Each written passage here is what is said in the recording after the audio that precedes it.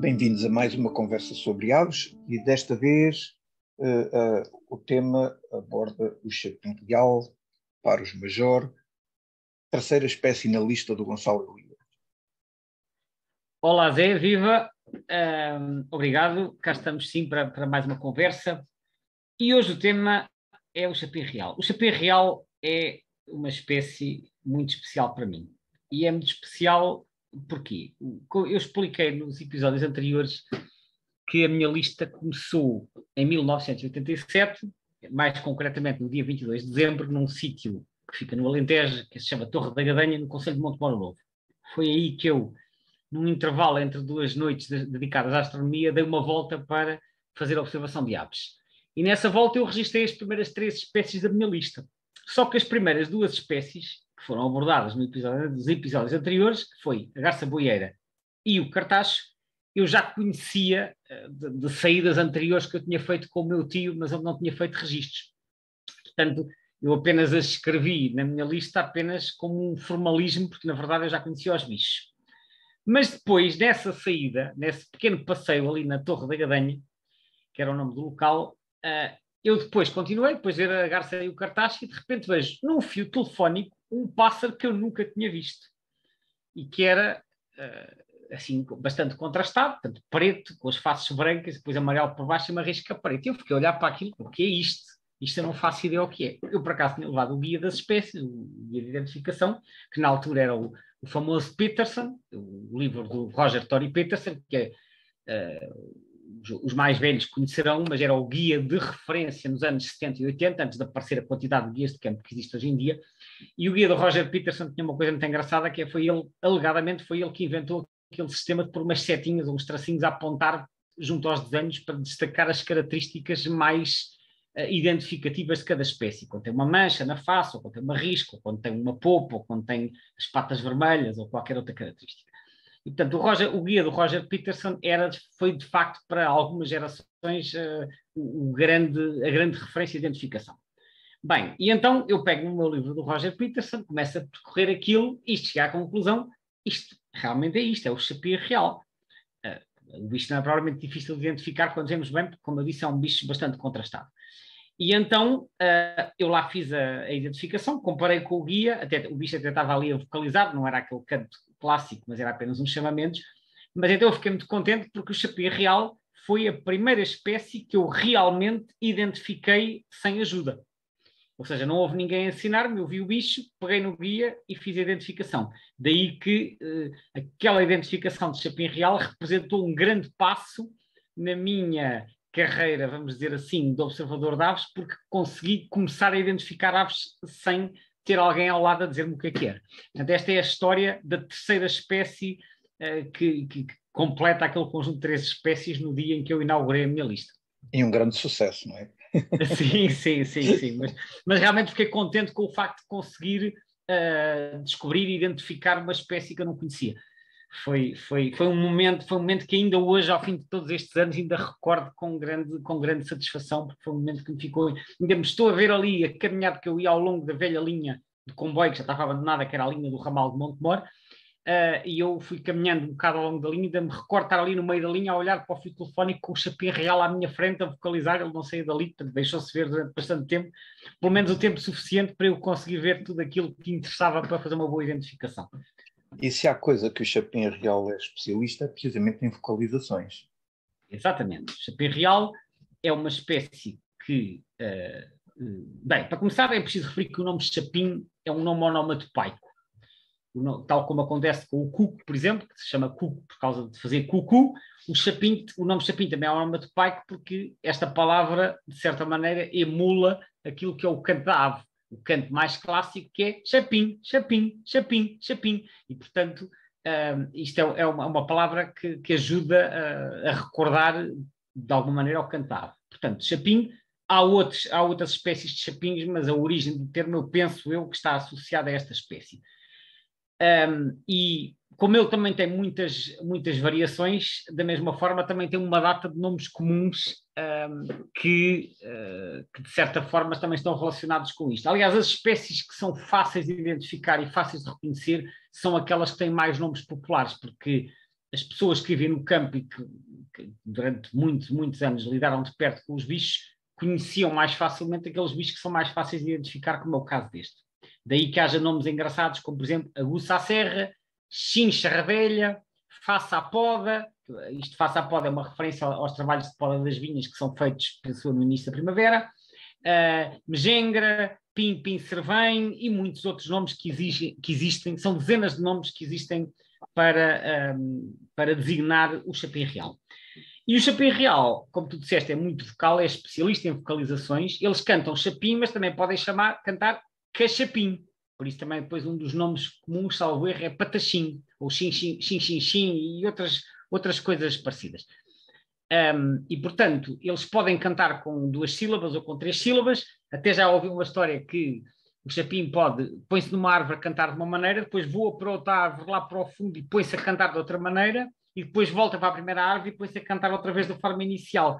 Isto faz parte de uma estratégia que é fingir que estão ali 2 territórios ocupados. Portanto, é que há 2 machos a cantar de maneira diferente, mas não é isto, é tudo teatro. Ele canta assim de um lado, depois vai lá para o fundo cantar de outra maneira, depois vem para aqui. Assim, se chegar um potencial concorrente ao local que gosta da zona, diz: epá, espera aí que aqui já estão 2 territórios ocupados, portanto é melhor eu ir para o outro lado. Quando afinal... acho que nessas estratégias de conversas falsas já foi mesmo comprovado cientificamente que os chapins também são capazes de fingir notas de alarme precisamente para afastar outras aves, não é? E garantir que o alimento que ali existe que é dele. Pois, exato, quer dizer, eles realmente já conseguiram desenvolver toda uma estratégia baseada na comunicação vocal que aparentemente vai muito para além só daquela função clássica de estar o macho a atrair a fêmea. Portanto, isto tem muito a ver, vamos dizer assim, com a gestão do território e a gestão dos recursos, não é? Que ali existem. Fala-nos lá um pouco também sobre a abundância e a distribuição desta espécie em Portugal. Sim, o chapim real é uma espécie comum e que ocorre mais ou menos em todo o país. E de norte a sul, como é uma espécie mais arborícola, é uma espécie que é mais fácil de encontrar em zonas onde haja árvores. Mas zonas onde haja árvores não é necessariamente aquilo que nós chamamos de zonas florestais. Portanto, pode ocorrer em zonas florestais, como sobreirais, azinhais, pinhais, carvalhais, etc., mas também aparecem noutro tipo de formações, como, por exemplo, parques e jardins urbanos nas cidades. Qualquer cidade que tenha, assim, um parque com árvores já de alguma dimensão, tipicamente vai lá ter 1 ou 2 casais de chapim real, e depois pode ocorrer em pomares, pode ocorrer em sebes e até pode ocorrer em matagais. Em matagais, nas serras, acima do limite das árvores. Eu lembro-me que uma vez na Serra da Estrela vi ali numa zona que é a Lagoa Comprida, portanto já fica acima do limite das árvores, vi acima dos 1.600 metros de altitude. É claro que aí já são menos abundantes, mas aquilo é uma zona já só com urzes e giestas, e eles não se atrapalham. Se já forem assim matos bem desenvolvidos, também lhes serve. Mas tipicamente é uma espécie de zonas arborizadas e, portanto, talvez por causa disso eles são mais abundantes na metade norte do país, portanto, a norte do Tejo, que é uma zona genericamente mais bem arborizada que o sul, embora no sul também sejam frequentes. Só que no sul depois temos umas zonas de planícies, em algumas zonas do Alentejo temos zonas de planícies com poucas árvores, e aí se há poucas árvores há poucos chapins. Porque eles nidificam em árvores, seja em cavidades, buracos naturais, seja em caixas ninho, quando elas estão disponíveis também. E quanto à questão de movimentos, portanto, trata-se de uma ave com hábitos também de migração ou essencialmente residente? Bom, o chapim real é uma ave, e não é só cá, daquilo que se sabe, é uma ave principalmente sedentária. Sedentário não é sinónimo de residente. Residente significa que a espécie está presente todo o ano. Sedentário quer dizer que os indivíduos não fazem movimentos, ficam sempre no mesmo sítio. Portanto, principalmente sedentário. Ou seja, passa a vida toda no mesmo sítio. Mas, isto acontece sempre, nem todos os indivíduos são sedentários. Há sempre indivíduos que fazem movimentos. E estes movimentos, podemos estar a falar de movimentos de dispersão, porque às vezes são os juvenis que vão à procura de novos territórios, isto acontece muito. E podemos estar a falar também de movimentos de migração de longa distância. Ora, estas migrações de maior distância acontece muito com as espécies que na Europa são maioritariamente residentes, mas que se distribuem até a latitudes elevadas, portanto, até à Escandinávia, até à Rússia, que em certos anos, quando há escassez de alimento, depois a partir do outono, eles vêm por aí abaixo em grande quantidade. Não há alimento suficiente e lá no norte as condições podem ser muito adversas se não houver alimento. Então sabe-se que em certos anos aparecem em latitudes temperadas e até no nosso país muitas aves vindas de regiões mais a norte. E então sabe-se que em Portugal há registros, não muitos, mas há registros de bichos de chapinhas reais anilhados na Bélgica, na Polónia, nos países bálticos e na Rússia. E sei que na Inglaterra também há bichos vindos da Escandinávia, por exemplo. Mas atenção, não quer dizer que sejam muitos e não quer dizer que sejam todos os anos. Como eu disse, isto são movimentos às vezes um bocadinho irregulares. Mas também se sabe que mesmo os bichos nascidos em Portugal podem efetuar movimentos. Há um registro muito curioso de uma ave anilhada em Mindelo. Mindelo fica ali ao pé de Vila do Conde, portanto um bocadinho acima do Porto, e era uma zona onde se anilhava muito nos anos 60, em particular por iniciativa do professor Santos Júnior, que foi presidente da Sociedade Portuguesa de Ornitologia. Ele anilhava muitas rolas e anilhava muitos passeriformes na zona do Mindelo. E houve um bicho anilhado em Mindelo, um bicho, estou-me a referir tanto a um chapim real, anilhado em Mindelo em maio de 1960 e que 2 anos mais tarde, em janeiro de 62, foi recapturado em Évora. Portanto, isto é, neste caso, um movimento já de longa distância de uma ave nacional. A distância foi de 430 km. Portanto, aqui um exemplo de uma ave nacional, nem sequer estamos a falar daqueles vindos da Escandinávia, que percorreu uma distância relativamente grande. Podia ser um juvenil, que fez uma dispersão, ou poderia haver outro motivo qualquer, e, portanto, este exemplo para salientar que, embora a espécie seja maioritariamente residente e esteja estudado que, por exemplo, os machos reprodutores ficam no território ao longo de todo o ano, há também casos de chapins reais, em Portugal e no estrangeiro, que fazem movimentos grandes. Pode haver, e haverá, obviamente, muito mais para descobrir acerca disto. Não quer dizer que sejam a maioria, mas existem. Uma das características interessantes desta ave é que ela é das que gosta de ocupar as caixas-ninho que por aí instalamos. Aqui no Politécnico em Setúbal, por exemplo, nós já instalamos umas quantas caixas-ninho e esse é daqueles que todos os anos, quando fazemos a monitorização, há algumas caixas ocupadas por chapim real. Exato, as caixas-ninho são para quem não sabe, são assim, uns objetos que nós colocamos, basicamente são caixas em madeira, com cerca de um palmo e meio de altura e um bocadinho menos de largura, caixas de madeira fechadas, mas com um orifício de entrada. Um orifício normalmente circular, e o objetivo das caixas-ninho é emular ou de certa maneira, equiparar a uma cavidade no interior de uma árvore e serve para criar locais de reprodução alternativos, nomeadamente em sítios onde as cavidades naturais escasseiam. Cavidades naturais de árvores. E, portanto, colocar caixas-ninho normalmente serve para atrair aves. É claro que quando colocamos caixas-ninho há um fator que tem que se ter em atenção, que é a dimensão do orifício de entrada. Porque se, por exemplo, nós vamos pôr uma caixa-ninho para chapins, mas depois fizermos um orifício de entrada muito grande, por exemplo, 3 centímetros, isto já vai ser muito grande para o chapim real e ela vai ser ocupada por pardais.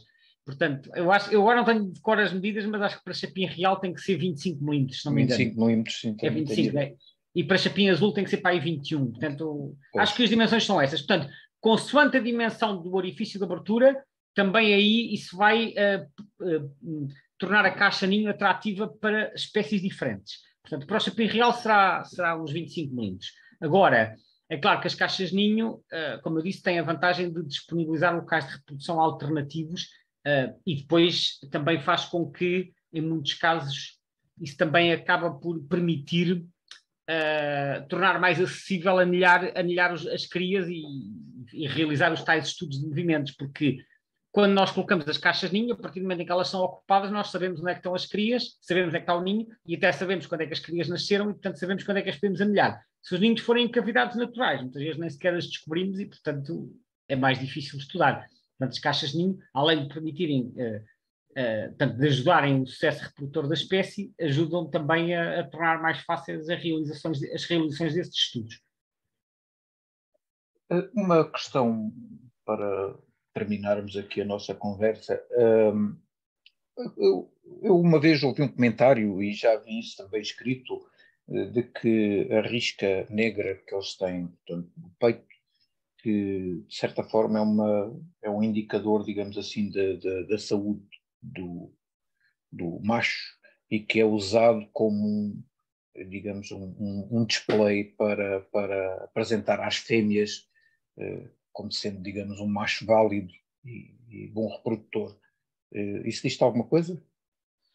Eu, esse aspecto em concreto, confesso que nunca li sobre isso. Agora, o que nós sabemos é que o chapim real, há uma diferença de plumagem entre o macho e a fêmea, em que o macho tem a plumagem um bocadinho mais brilhante, aquele preto da cabeça, mas em particular a grande diferença é que a risca do macho é mais grossa, especialmente no ventre, portanto ela alarga no ventre e fica assim com uma zona preta maior, enquanto que na fêmea a risca no ventre é muito mais difusa e esbatida. Portanto, ou seja, no caso do macho a risca é mais evidente. Se é mais evidente, isso sugere que essa risca é usada como fator de diferenciação, ou seja, porque é um dos fatores que faz distinguir os machos das fêmeas e, portanto, de facto faz sentido isso que referes, que provavelmente o aspecto exterior dessa risca, né, o aspecto em termos de plumagem, imagino eu que realmente seja um fator a ter em conta para a seleção dos machos por parte das fêmeas. Mas não consigo elaborar muito mais sobre isso porque nunca li nada de concreto acerca desse assunto. Muito obrigado, Gonçalo. Terminamos então hoje mais uma conversa sobre aves. Hoje o tema foi o chapim real. E despedimos então até à próxima, agradecendo a atenção de quem esteve aqui a ouvir-nos. Obrigado, Zé. Até à próxima conversa.